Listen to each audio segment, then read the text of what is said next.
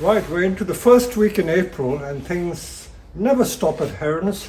I spent literally 2 days dewiring this old juniper which appears in my first book and subsequent books, and I'm trying to restyle this tree, so that's kept for another day. Now what I have for you today are these pines, and this is like a magazine I will do quickly for you because many of these trees are typical trees. I wouldn't say that you would find in a nursery. These trees have been partly trained, and I leave them here on the nursery because there are people who come on my workshops and they like to buy stuff like this. So if you take a panoramic view of all the trees, they are all quite challenging trees, if I might say. This is a type of mugo pine. Let's see what we can do with it, I mean, people would just throw that away. And that's another one of the same. So these are all typical sort of trees that you would be able to get hold of, and you wouldn't have a clue as to where to start. But for most of you who know me by now will know that anything tall usually ends up as a literati, because that is how pines are used, and invariably I would say I think they would all probably end up as literati. Let's see. I'm not going to do a race, but let's see what we can do with each of these trees. So this is in real time, nothing faked. So this tree has been grown in this pot for a long time, so let's take it out. And in fact, there's a silver birch seedling in here. So without further ado, no, I will save the silver birch after I've rewired the tree. But, okay, now looking at this tree, the line is quite interesting. Quite interesting tree. And we just leave these to grow, and like wine, the older they get, the more interesting they become. As we say, nothing is ever wasted here. Many people think that these are just discarded trees. They're not. They're waiting to be worked on. Okay, so let's turn the tree at different angles to see how we can deal with it. This is an instance, I would say, where simply wiring all the branches will make it interesting. I'm not sure if I want to wire the trunk. It seems to be, I think, a bit much if I were to try to wire. Let's see if we can pop it this way. Putting it at this angle might work. Let me just pop it into a pot.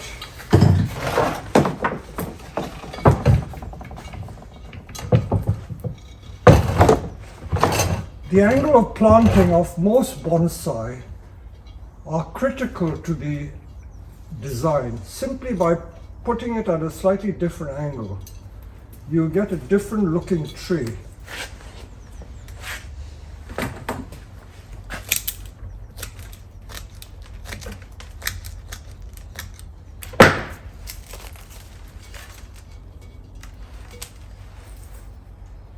Just trying to see at what angle I can get the tree in.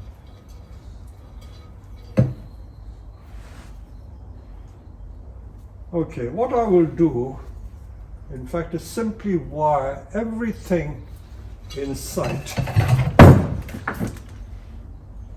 And once it's wired, we will bend the branches to see what comes from it. So let's begin by doing that. So I'm going to wire using the 2-branch principle, branches in pairs. And the wire I'm using here is 3.5 mil wire. This is aluminium wire. If it was copper wire, you would probably get away with like 2 mil wire. Copper wire is very hard. I did use copper wire this morning, but it is very painful and spiteful on the hands.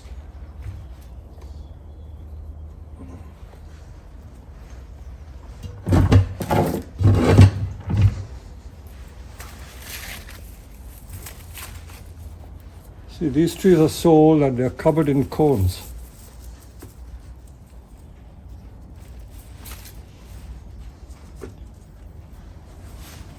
I'm not going to show you the entire wiring process because it might bore you to tears. I will just start the wiring. What I'm doing is literally wiring every single branch. Very often on my classes, this is what I advise people to do. Simply by wiring every single branch in sight, and then once it's wired, we will place the branches in the desired position, and you'll be surprised what you get. Okay, I'm not going to cut anything.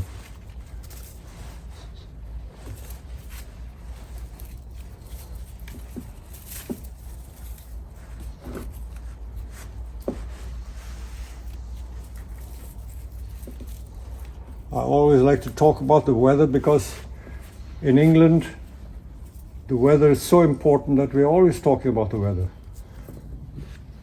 2 weeks ago we had temperatures of 20 degrees, 21 degrees, and then last week the weather turned cold. We had hard frost every morning and the day temperatures were only like 5 degrees, at most 7 degrees. Now today I believe it's like 12 or 13 degrees. But next week it's going to get cold again, so the weather is so changeable.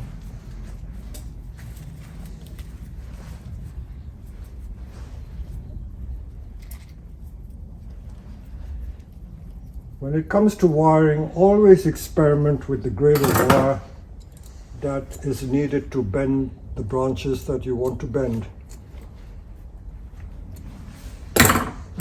No hard and fast rule, you just got to try it.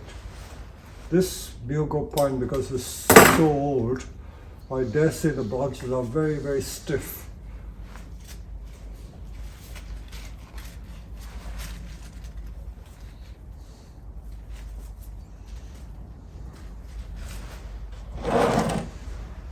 So that's the first pair of branches done. That means I wired 4 branches. Now let's carry on wiring some more.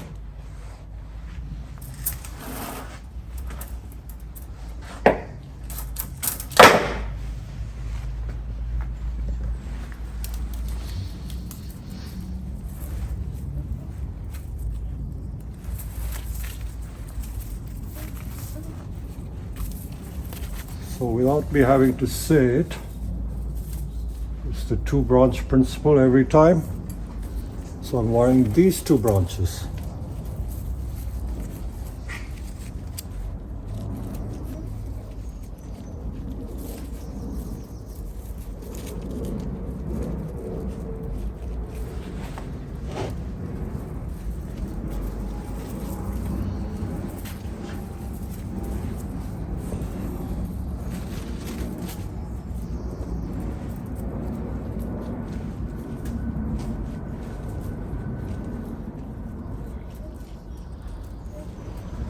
So except for some dead stubs, I haven't cut anything off yet.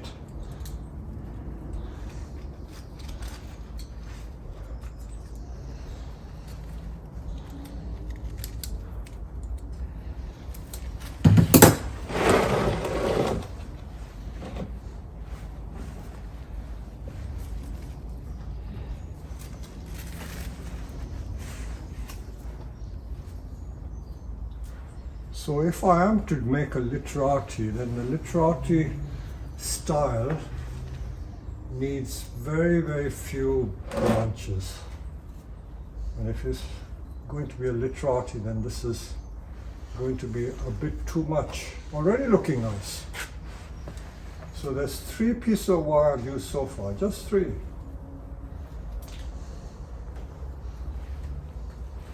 And because this is quite substantial wire, I don't have to put double coil of wire. It's holding extremely well.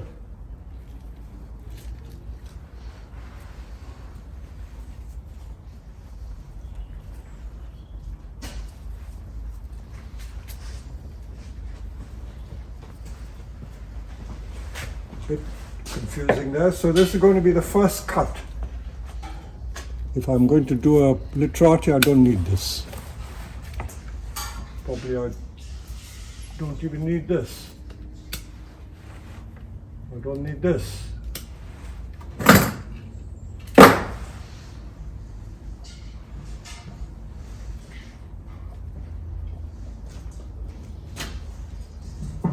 A little more wiring and we should be there. Wiring the pads.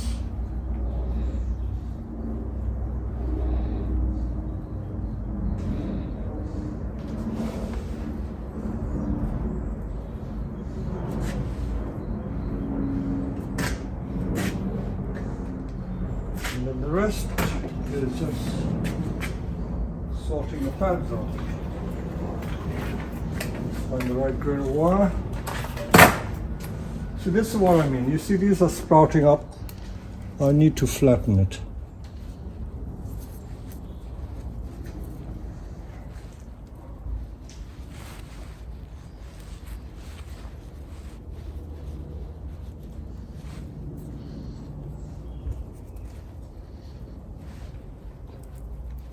Not only flatten it, you can do a zigzag to shorten the branch, like so. So all these will be shortened and made into pads, even there.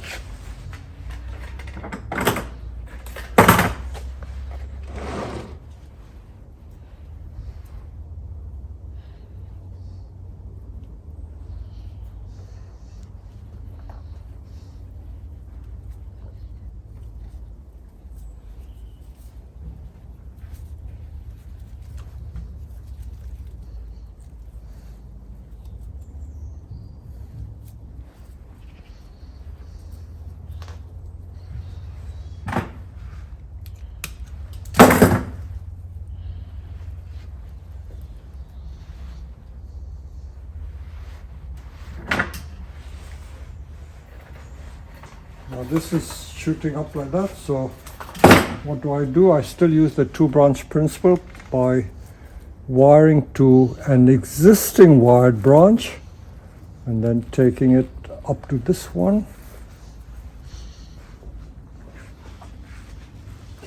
And then taking it this side.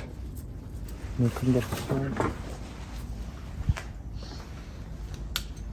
So keeping them all flat like that.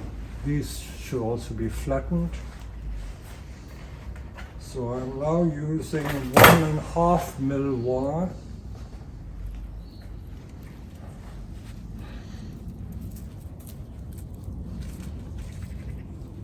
For thin branches like this, 1.5 is usually okay. 1.5 to 1.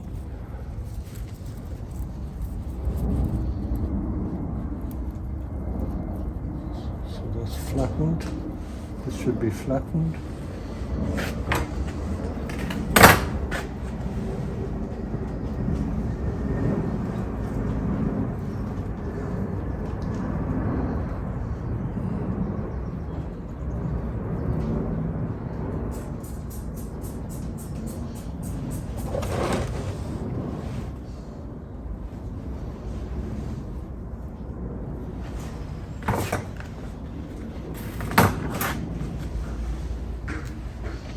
I'm not going to take up valuable time because I still have quite a few pairs of branches to wire.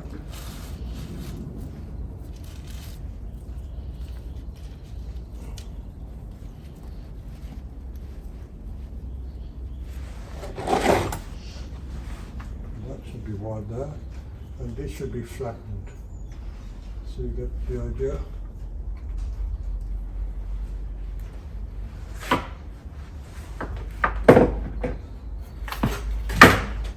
So tall and lanky pines like this, I think there's usually only one solution: literati.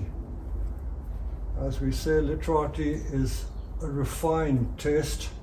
Not everyone likes literati, but it's a very sophisticated style, sophisticated state. Now, let me just point out, if you can home in with the camera, can you see these little buds there? There are dormant buds which are going to break, so who says pines don't bud back on old wood? So that's breaking back on really old wood. All over the tree is breaking back on old wood. So a few more. These are all going to be wired. Probably I should stop filming because I just want to do it and then show you, because we've got 4 trees to do. Now this is a rather tricky tree. Another of these specialist mugo pines, and Josh the cameraman has just pointed out that it's a grafted tree, so it's some unusual mugo. I'm not sure if I know the name. Well, what do you do with this? Okay, you may think literati, but it's inverted cone, doesn't quite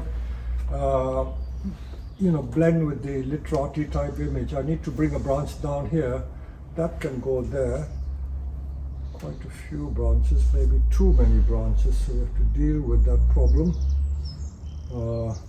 And that is an ugly thing. You see, that's a thick stub there, so that looks odd over there, so I have to do something to that. Now, because it's up there and I can't bring it down easily, I will try splitting it. So let me apply the branch splitter to this tree.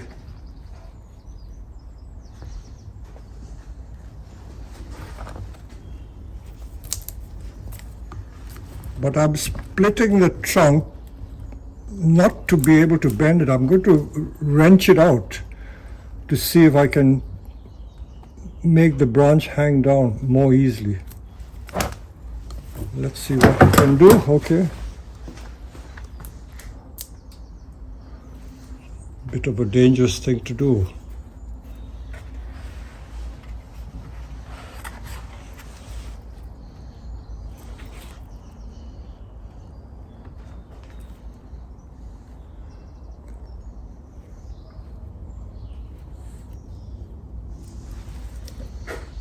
There's no going back now.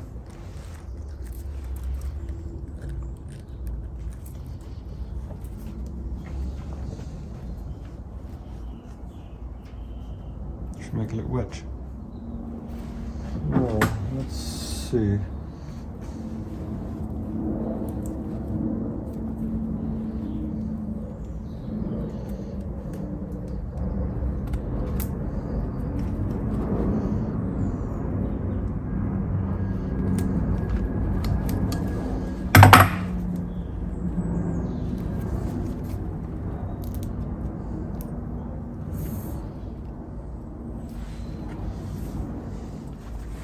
So I'm just experimenting. I don't know what the outcome will be. This is the fun part. It's almost like playing Russian roulette.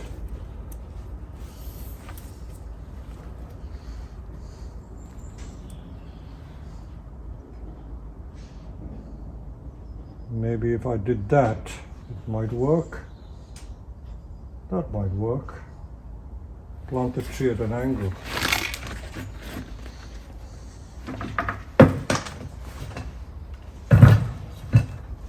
Plant the tree more at that angle and let it go down that way.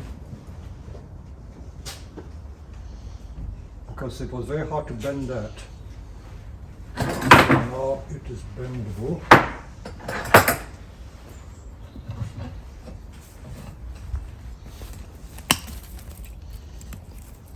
Just cleaning the stub.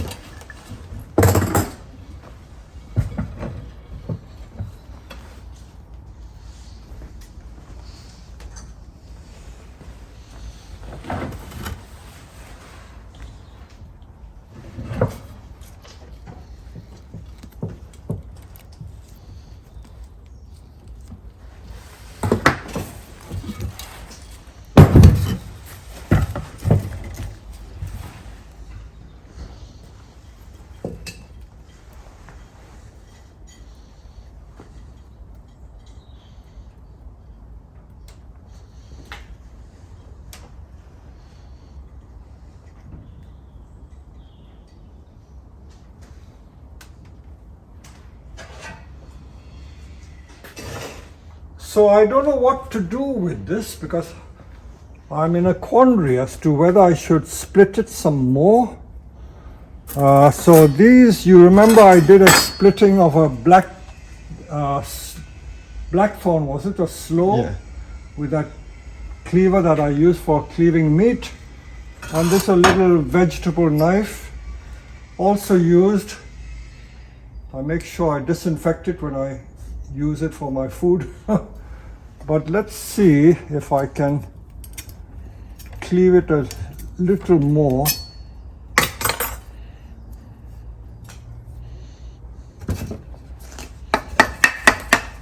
The last time I used the cleaver, I banged the top so much I damaged the cleaver.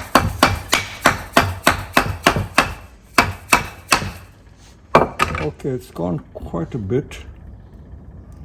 Okay, got to be careful. Don't be too enthusiastic. Okay, now let me see what I can do.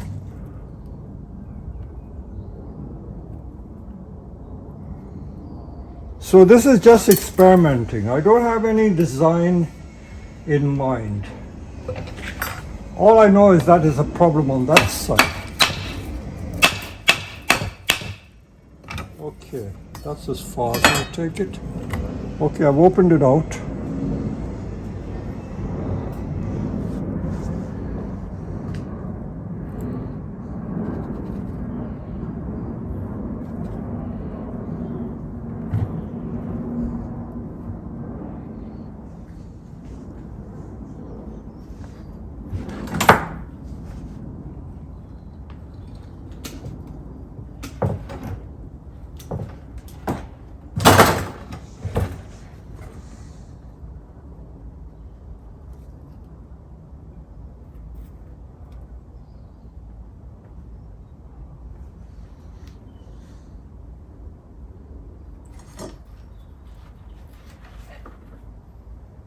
I'm just going to prop it up with a bit of wire.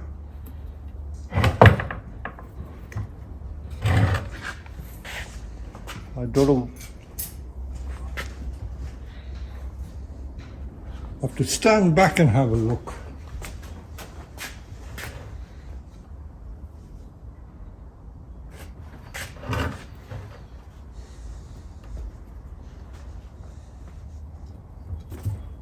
Well, if it doesn't work, I will just tie it back and I've lost nothing. It'll seal itself again.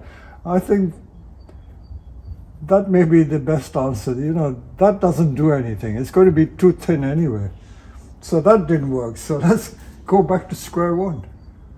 Back to square one. Not to worry. It's worth a try. If you don't try, you don't have the fun of experimenting. Part of the fun of bonsai is to keep experimenting, like anything. If you experiment and go a bit adventurous, life is more interesting. Okay, so we decided that that's not going to work, so we'll wire that back up. So what I will do, I will use some thick wire and do some wiring. Now the wiring I'm going to do will be a bit different. Okay, now I'm going to put wire on this, but rather than mark the trunk, I'm going to protect it with inner tube of a bicycle tire. So, as some of you know, I used to be a very keen cyclist. I still have about 3 bicycles stored away. And the punctured tires I use like this. So I'm going to wrap it around there. And you'll see in a minute what I'm going to do. Rather than wire the 2 branches like that, I'm going to take the wire from here. So I'm going to give some reinforcement. This is all improvisation. It's not in the textbook. Certainly not in the textbook.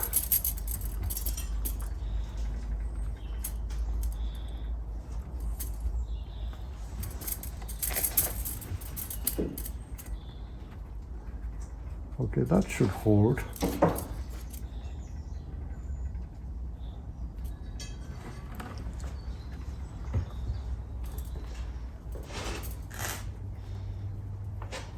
I'm doing a bit of a naughty. I'm not using 2 branch principle. How can I?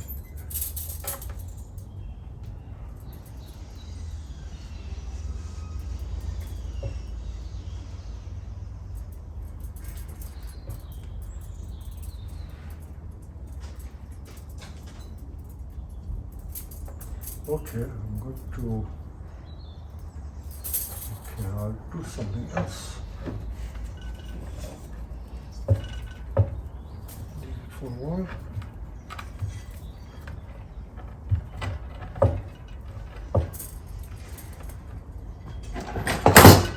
Okay, you'll see some improvisation in a minute.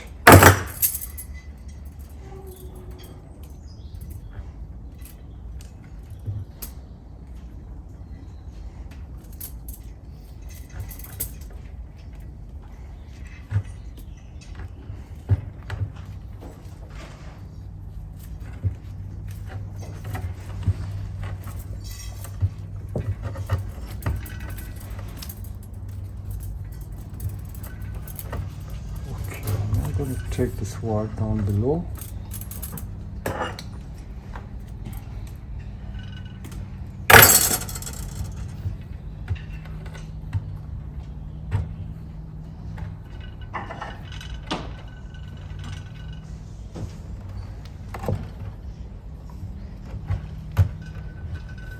Okay, so I'm terminating the wire by doing that. Okay, it works, it works.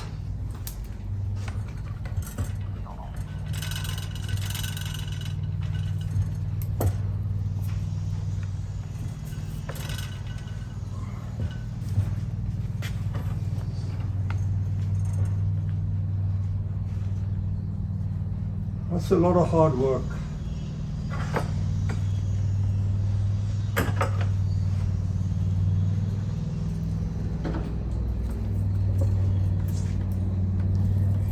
That is still an ugly branch. I think I will bite the bullet and get rid of it.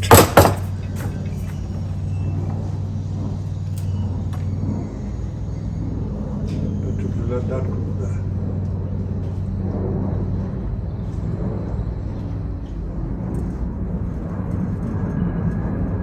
There's a lot going on here as well. In fact, too much.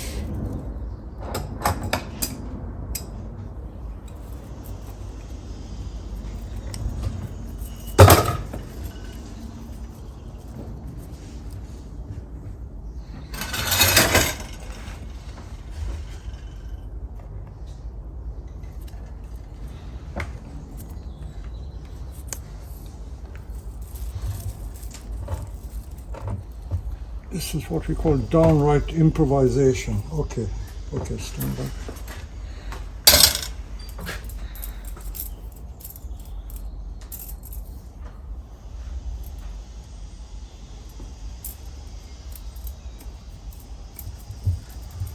I'm just wiring and then I will bend the trunk and see what happens.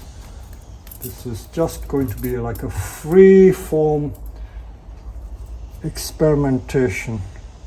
What shall I use this for? I'm going to go a bit adventurous, use thicker wire. Thin wire, I'm just going to be wasting time.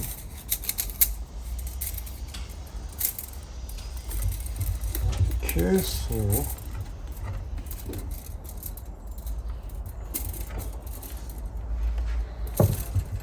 at least it's not like trying to do circus tricks where there's always a warning, you know, it can be dangerous, don't try at home. You can try it at home.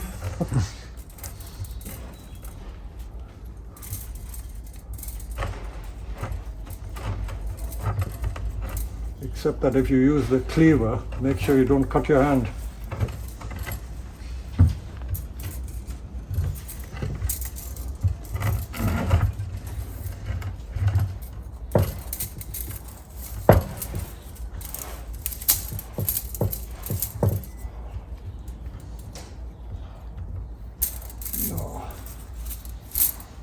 Keep trying and improvising.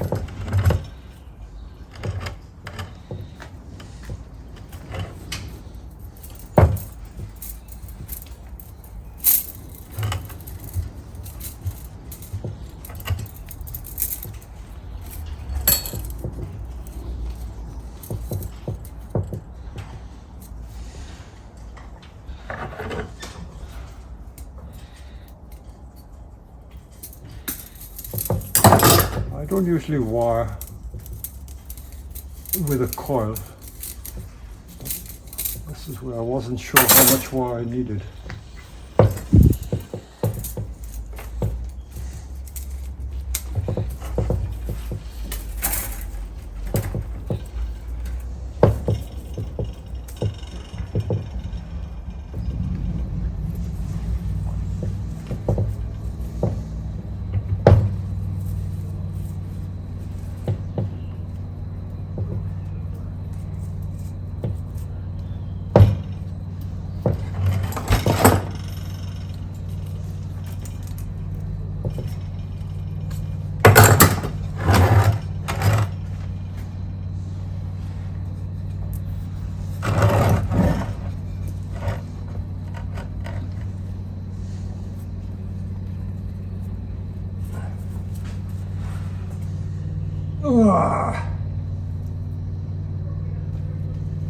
It bent it.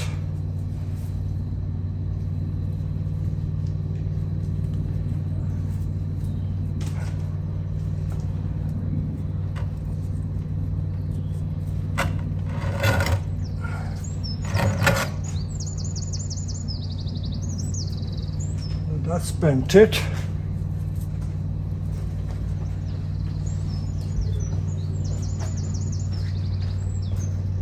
Promising. So what I showed you just now was that if you sometimes use very thick wire, you can create bends which would otherwise be impossible to create. So do experiment sometimes with thicker wire.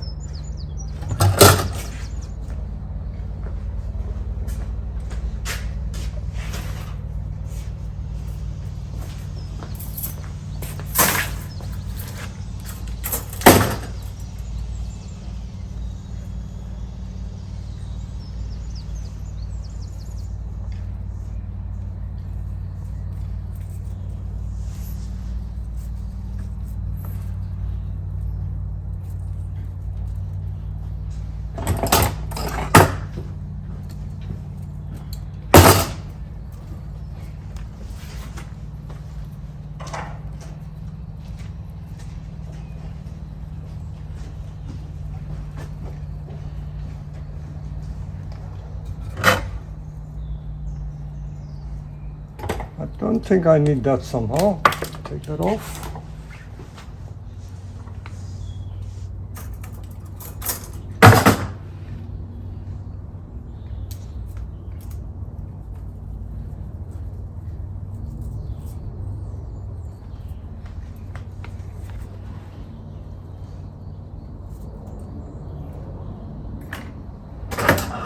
Now there's so many little branches there. Let's take some of the congestion out. So if I take the middle one out, there's spacing between two remaining branches, so that gives it space, so it won't look so congested. This very thick one I'll take out, hard to bend, so that's rationalized that. This is sprouting upwards, take that out. And this hanging downwards, I take that out. So I've taken 3 or 4 out already, so I can have a more presentable or interesting looking pad. In fact, I think I can take this one out as well. You see how I've rationalized it? So that pad looks very nice like this. Okay, so let's wire those up.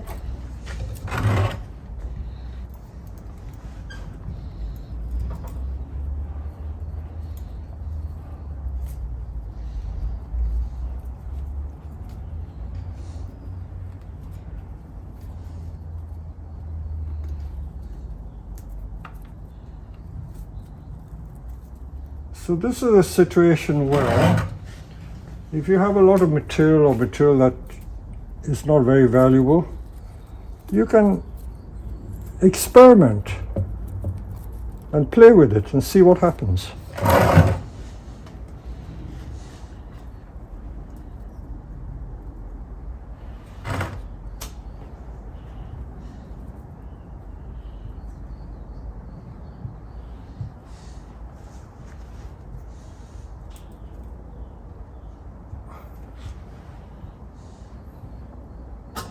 Okay, I wasted a bit of wire, but so what? I hate wasting wire. I always try to use exact amount of wire without having to waste, because otherwise it just gets dumped.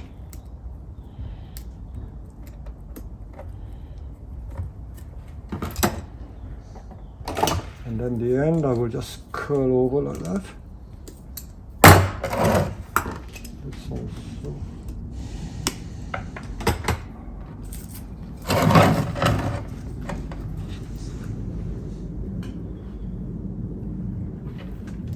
That's good.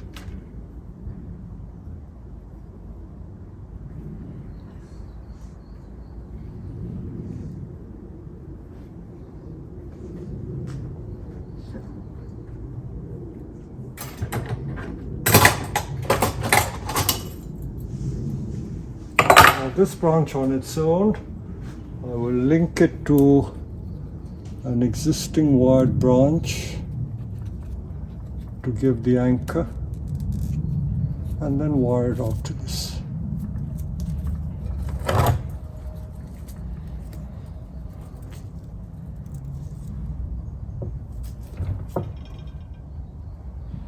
And then we've got these three.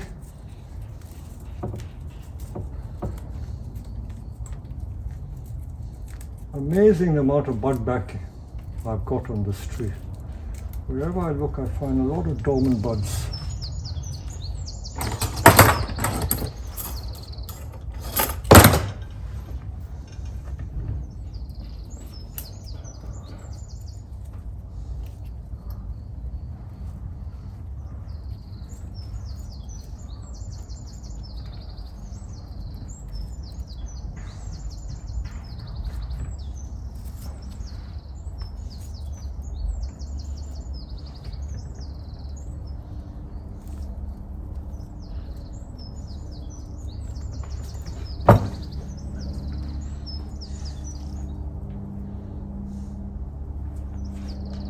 And then one more.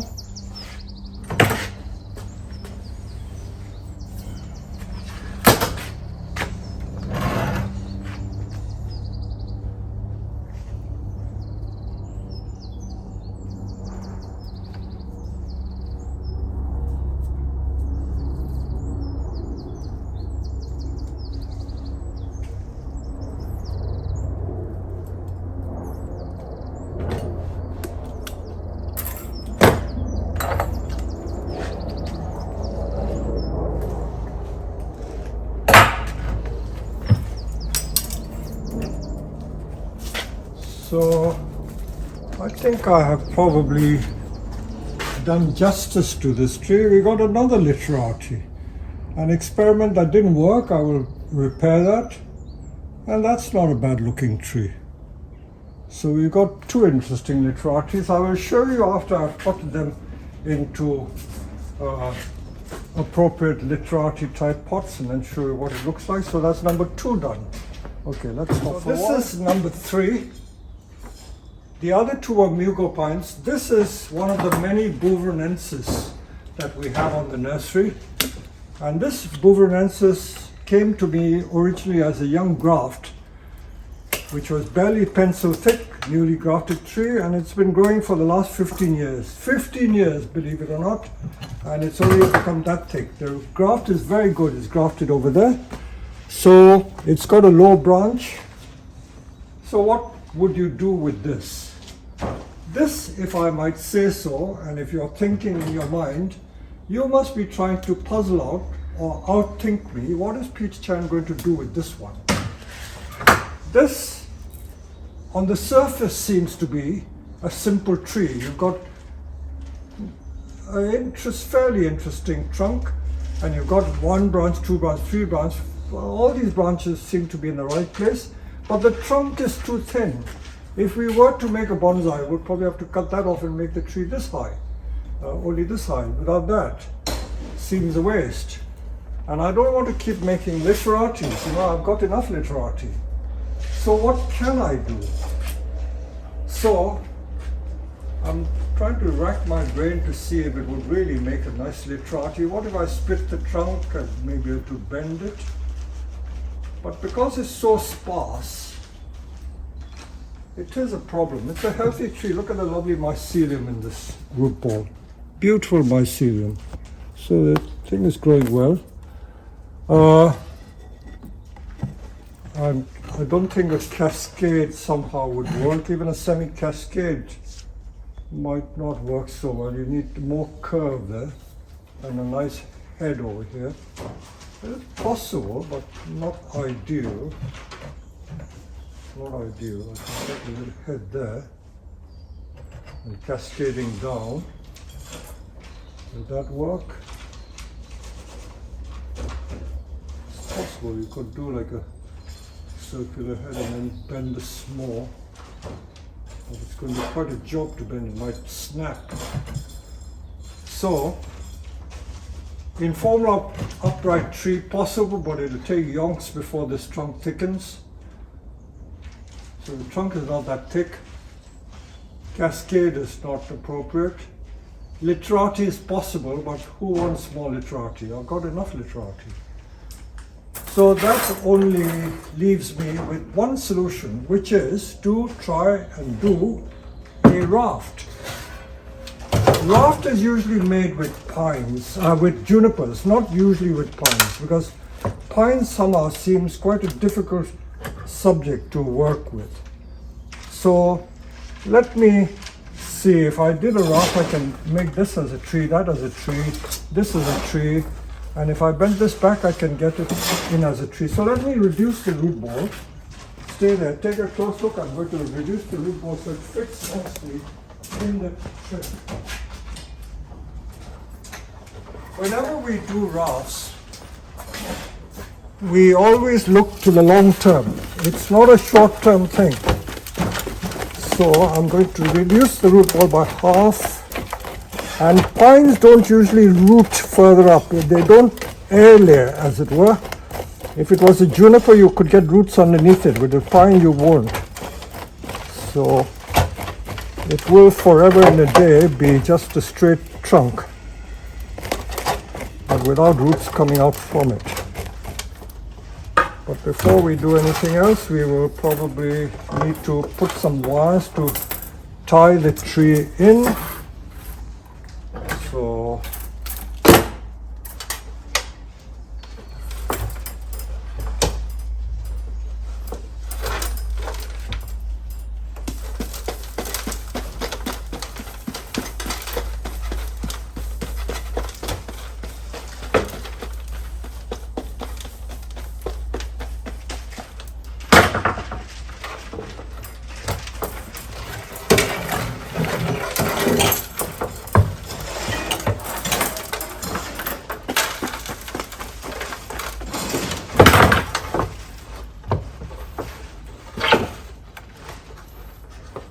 okay, so we're going to pass some wire through the holes.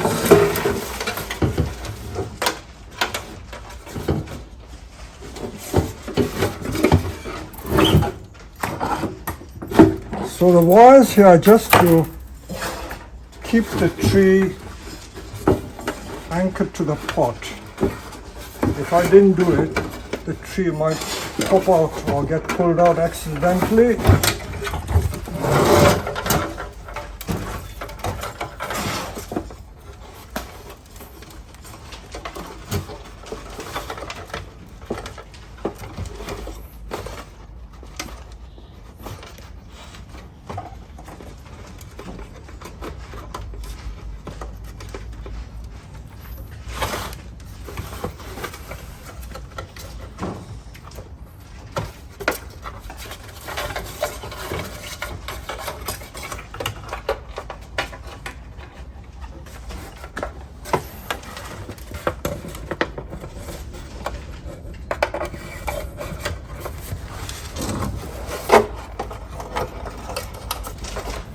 It's not often I do a raft, but this seems to be a good situation, good example for raft.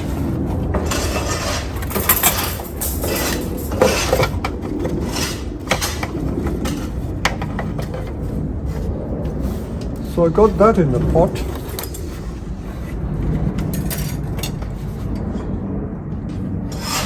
And because I want to bend this part back, I think I may have to split the trunk. Ha! We're going to split the trunk, but for the wrong reason.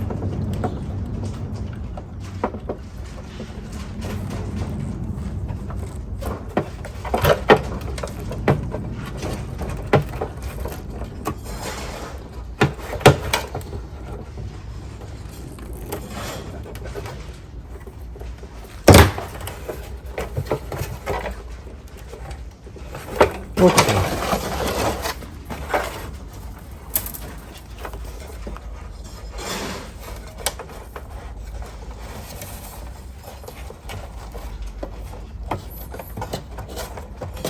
Okay.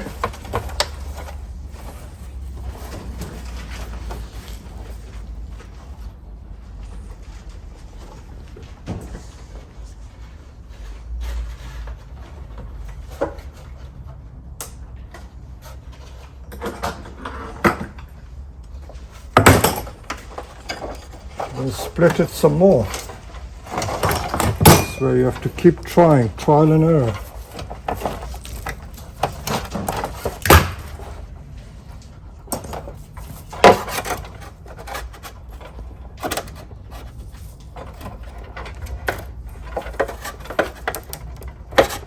Oops.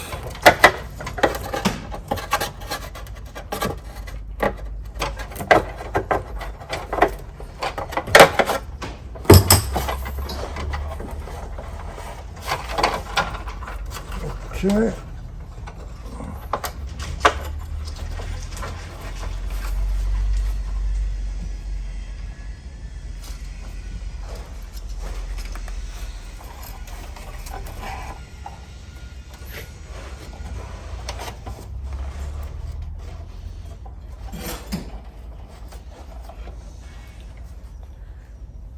Yep.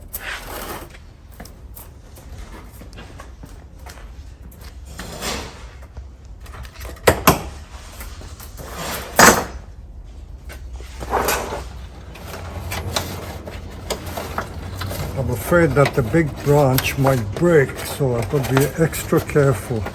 I'm trying to join it up again some more. Oh, that's dangerous.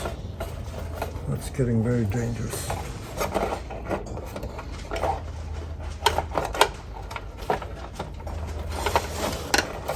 That won't work.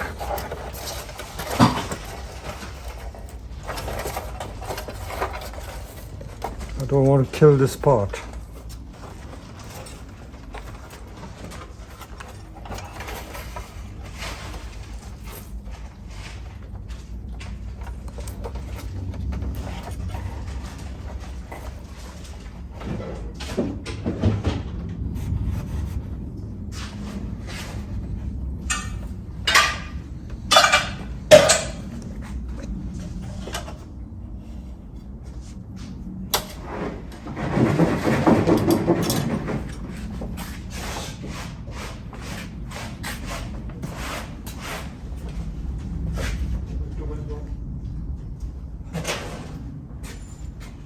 Right, let's see, I need to join this back.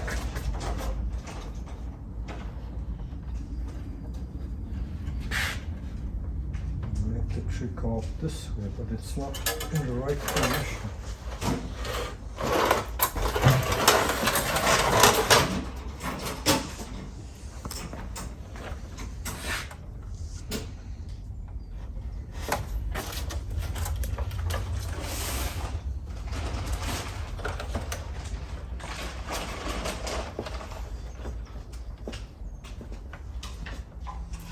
I've decided that I should really wire the branches first so that I can bend the tree upwards, because once it's in the pot it won't be so easy to put the wire on. So let's wire it like you would wire any other bonsai project, and we will use it to make like a one-sided tree.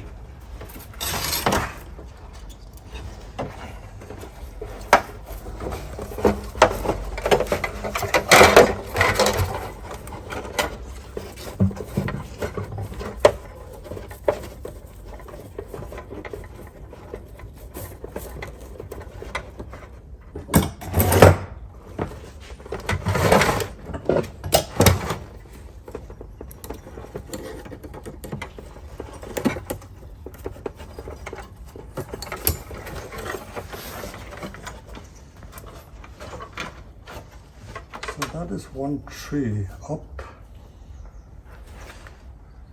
And this one could be another tree coming up. So I'll use quite thick wire, otherwise I could not bend the trees up. I've got to be careful not to snap them. And then we will wire some more.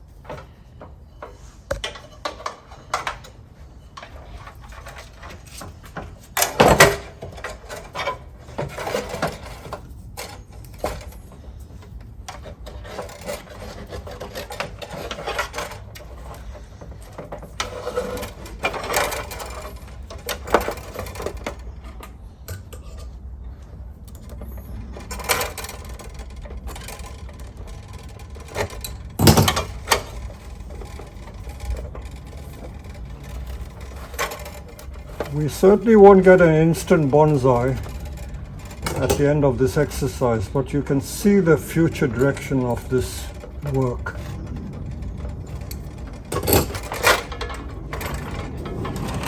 And then one more wire.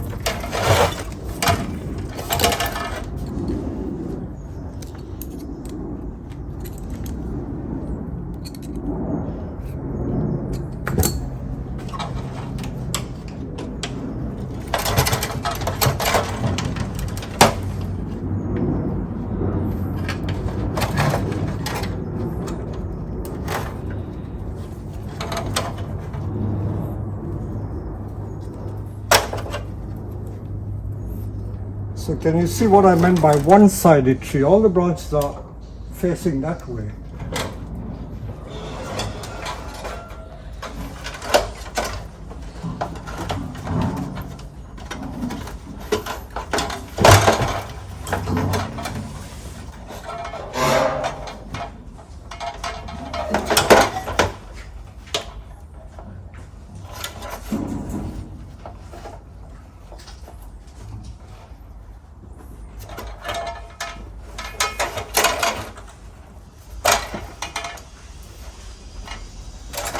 Luckily, these pines are quite pliable, quite flexible, so they're not breaking.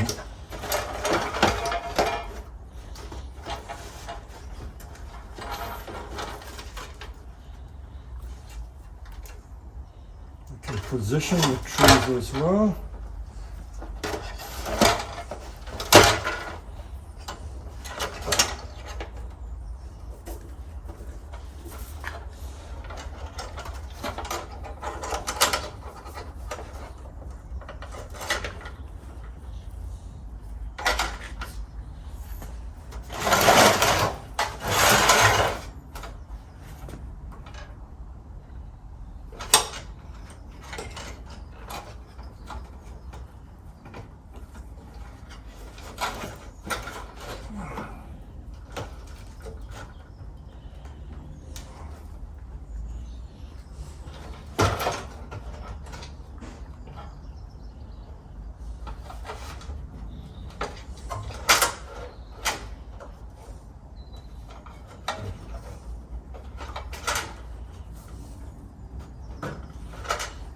So you can see we've got 1, 2, 3, 4, 5 trees. So these are going to be wired up. I'll try and make it look as presentable as possible. But as I said, it's certainly not the finished work because I want to leave some sacrificial branches on this as well to thicken them up, thicken the trunks up.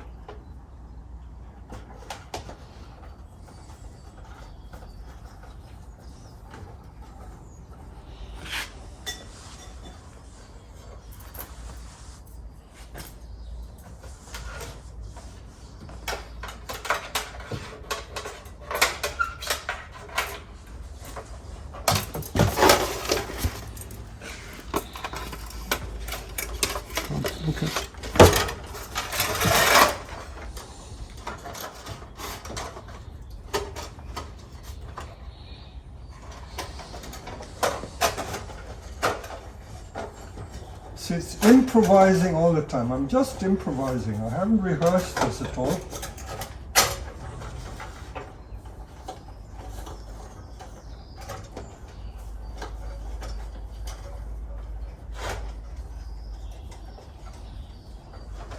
Even if I were to practice it, you know, the next time I did a similar thing, the situation wouldn't be exactly as we find here. So you have to improvise yet again.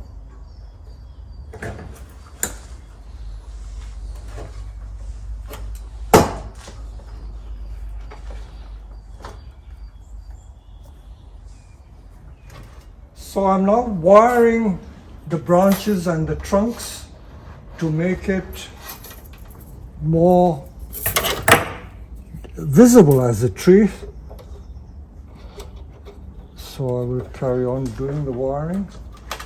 I'm determined to make it look fairly presentable and recognizable as a forest.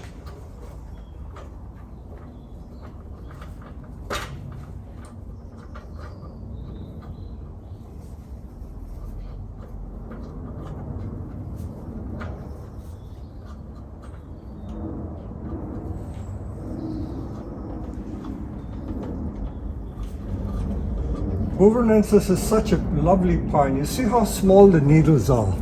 The needles are almost like the needles of a spruce, Picea, dwarf Alberta spruce. And yet it's just a 2-needle pine. Unfortunately, it's one of those species that is not available at garden centers and nurseries because it's not a popular tree.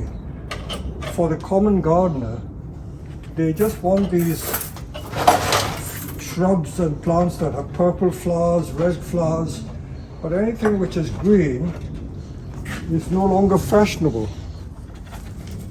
So for that reason, these dwarf conifers, which they come into the category of dwarf conifers, are not often sold at garden centers and nurseries, which is a great shame.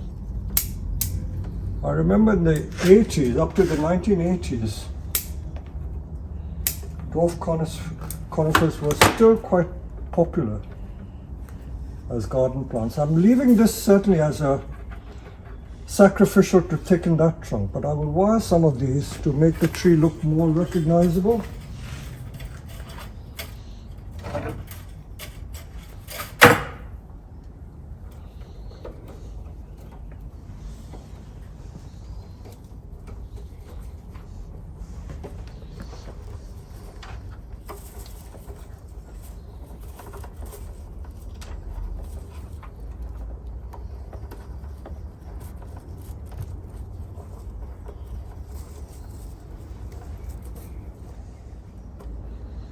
Some of the YouTube followers ask, can you do something with monkey puzzle tree? Now that is an ever so difficult subject to tackle. Monkey puzzle tree. That is what we call the bane or the curse of all bonsai practitioners. Very, very difficult to do anything with a monkey puzzle. No wonder they call it a puzzle, isn't it? Even a monkey would find it a puzzle to climb the tree.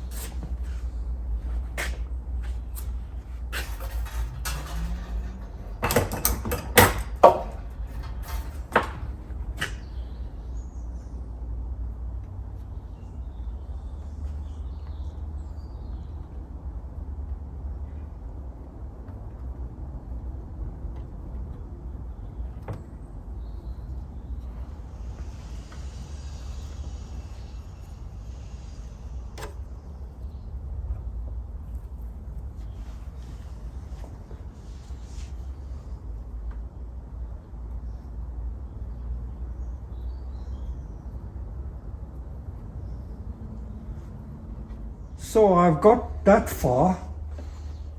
So here's a raft or a forest with 5 trees.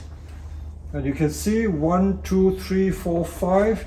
These are going to be sacrificial branches because I want to thicken this part of the trunk. So I'm leaving this. I'll leave it for 1 or 2 years and see if it thickens that. Meanwhile, you've got 5 trees which are quite visible and obvious as trees. And all I've got to now do is to tie the whole thing down so that it doesn't escape. And then I will fill with soil. And there you have it. In fact, I will fill it with soil and then I'll take another shot. So we now come to tree number 4, which is also a Bouverensis. You see, I have so many Bouverensis on the nursery. Quite incredible. So this one is a problem tree. It's been a problem tree for quite a while, and it's laying around on the nursery, and people are always scared of it because it's got these 3 very gangly trunks, and I know I could use 2, but I don't think I could use 3. And this is like a catapult like that, so that is ugly. What do you do with that?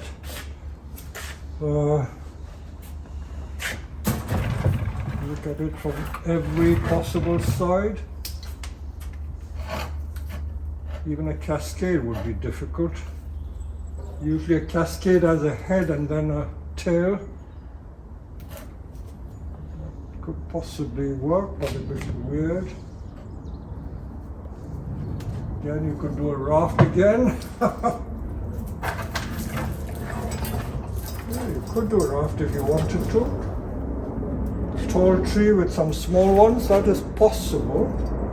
But do we want to do a raft? I don't know. So, what is nice about this tree is the trunk line.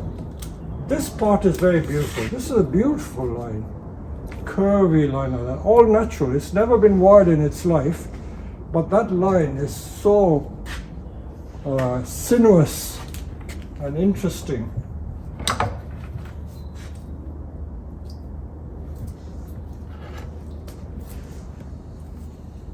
Crying out for literati. I know I don't have enough literatis because a lot of my literatis sell very quickly. And if I continue to leave this branch here, it'll cause inverse taper there. It can cause inverse taper here as well. You could do a little gin there. What a pity that pines don't air layer. I always keep saying that pines don't air layer, and 1 or 2 American friends always tell me that they do layer, but from my experience, I've never found pines to air layer easily. So, sometimes, however nice the branches may appear to you, you have to take the decision, or the famous Pete Chan saying, bite the bullet. So bite the bullet means probably getting rid of these 2. Before I cut it off, if I were to use this as the trunk, that is also possible, but it's very straight here. So that's not very interesting.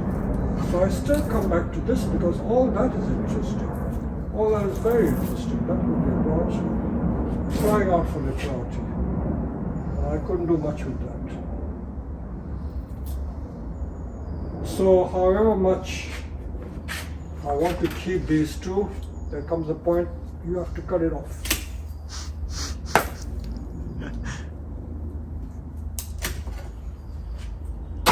This is what people find very difficult to do. Now I'm going to make a bit of gin there, so I make a sloping cut. Remind you how it's done. Come and see. So we do a sloping cut away from the trunk, like that. And that will enable me to tear the branch, break it, and that's how you initiate the gin.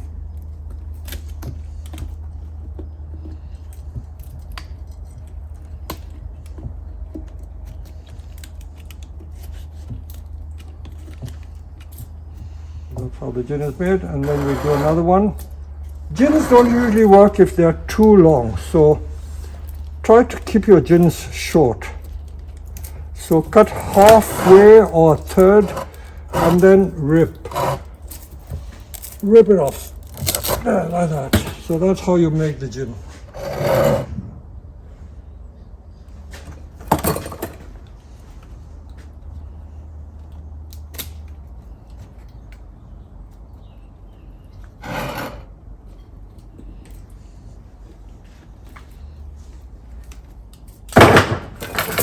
And then the gin pliers you can use to rip the thing. Won't hurt if you take a bit of the bark off.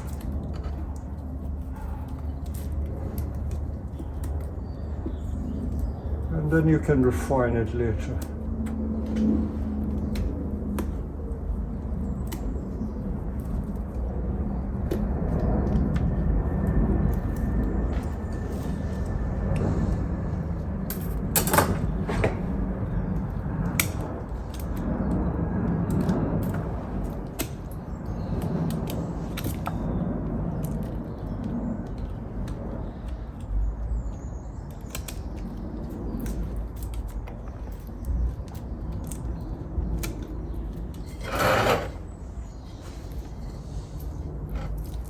And the rest is just wiring.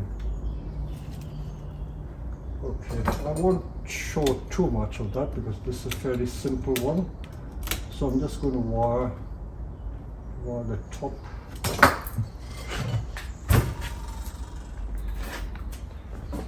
You notice that we have all these turntables with differing heights, and I find them very useful because every situation is different. So if you see many turntables hanging around, there is a purpose for that.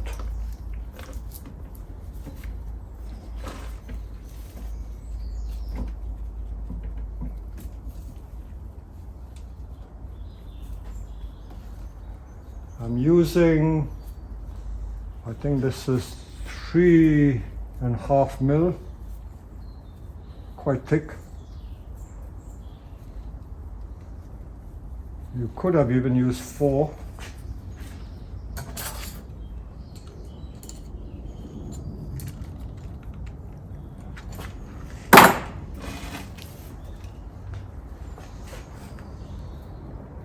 I'm going to take this to the top because I'm going to wrap double coil around the top.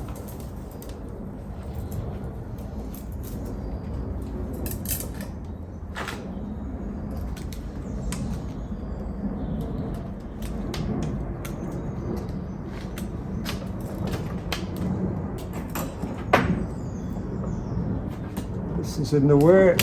This is in the way.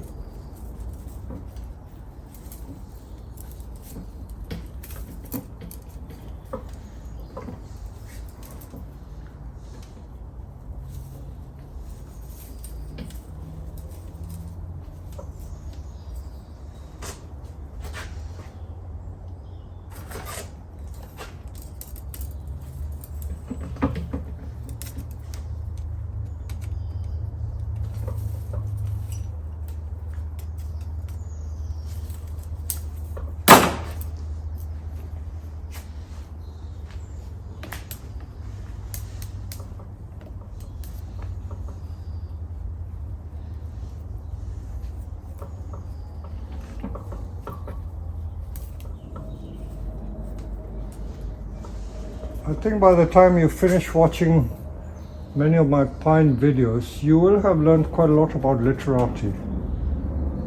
The reason why we do so many literatis is because the Scots pines, or most of the Scots pines, I'm not saying all, even the Bovernenses, they tend to lend themselves to literati.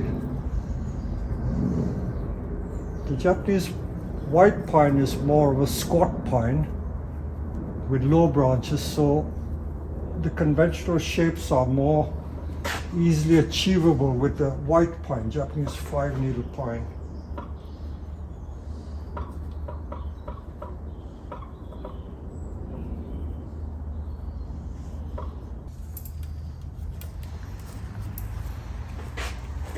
I don't know how the editor is going to use this footage because there's a lot of minutes in here.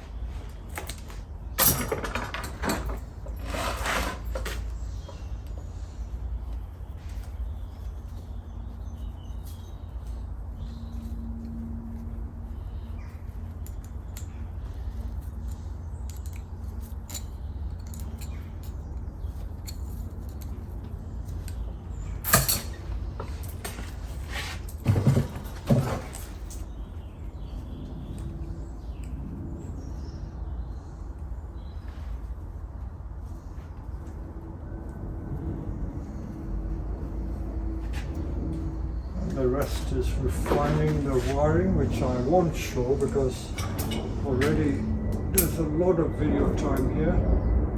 So I'm just going to refine the wiring and then I'll show it to you again when this is done. So after about 4 or 5 hours work, we've completed the 4 pines, and I'll just show you. It's a bit of a mess. This is how my workshop looks like.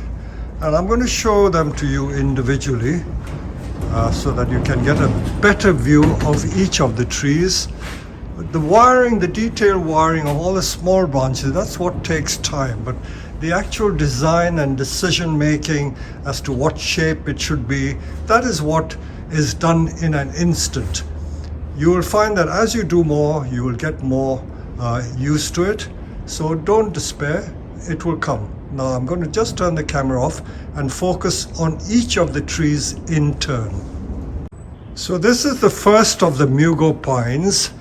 You may remember I tried to split it to bring the branch lower down, but that didn't work. So I covered it up again using a rubber inner tire from the cycle, and I put a double coil of wire and bent that branch down. So we've got a classic literati shape here, looking at it from different angles. And of course the beauty of the literati is in the trunk line. If the trunk line is fine, then the literati works. Seeing it on camera is not quite the same as seeing it in real life, but you get an impression of what it is. Put it in one of our new Chinese pots that suits the literati.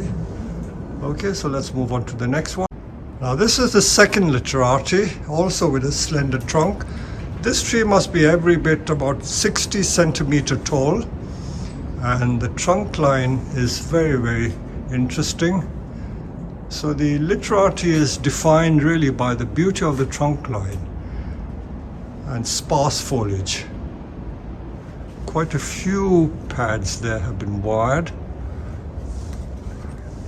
can see some of the detail there.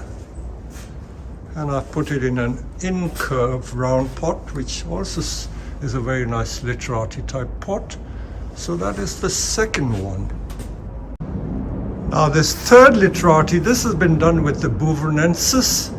And if you remember, it had 2 additional long gangly branches which were thicker and larger than the main trunk, but we decided to get rid of it and we created short gins instead because it didn't work. We can't be too greedy. And this is how the tree has turned out. The line is quite interesting. You can still play around with the apex line, but this is again what we call a classic literati shape. This is the front. It recedes and then comes back again, if I can just show you. This is a side view.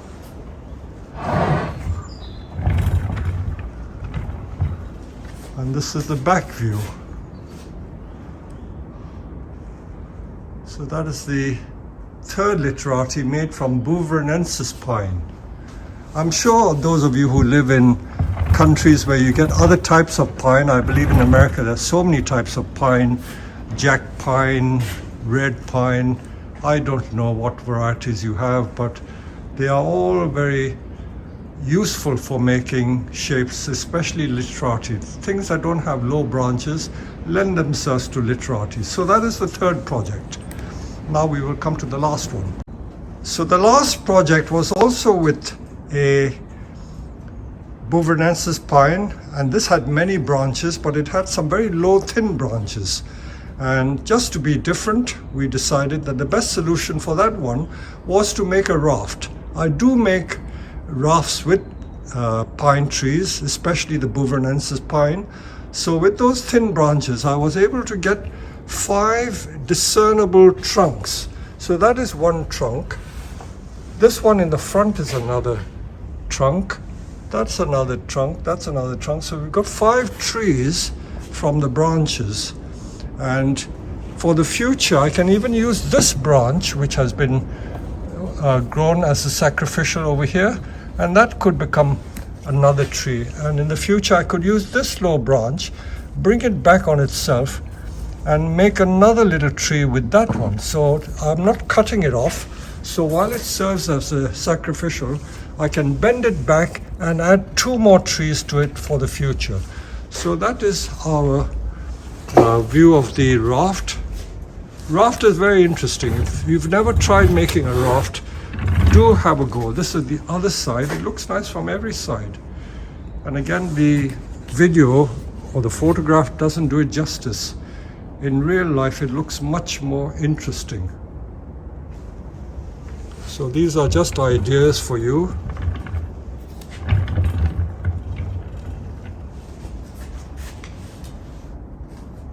So I've got a 5-tree forest from a single tree with pine. Pines are not often used as forests, but if they're made well, they do look nice. So I can't wait to refine this tree. And once the thing has got more established, I don't expect it to root from the trunk, but it can then go in a long oval pot, mica pot or ceramic pot, and it will look a very credible forest group.